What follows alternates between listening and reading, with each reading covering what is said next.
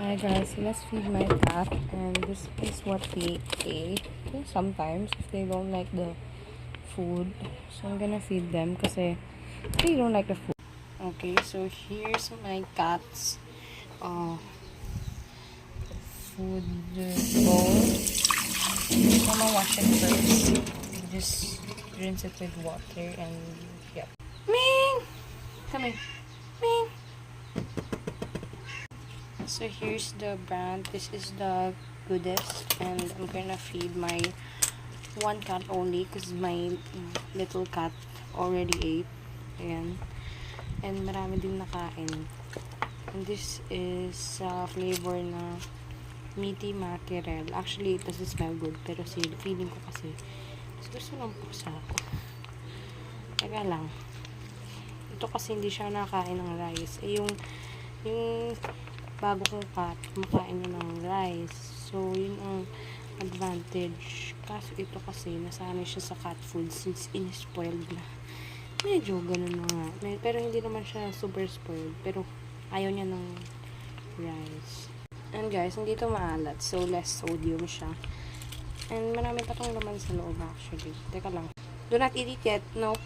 Nope. Nope. Nope. Alam nyo guys, sinasanay ko na ng kanin yung isang pusa. Kasi hindi siya maarte. Ito kasi medyo maarte. May kaartehan siya. Teka lang. Ganang add water para hindi I know, mas in sodium to guys. So that means hindi siya maalat. Pero lagyan natin lang sa sabaw. Since, yun, konti lang ibibigay natin. Kasi hindi naman tayo rich. Rich in love only. Here you go. Eat it. At least marami siyang makakain. Diba? May laman pa to guys.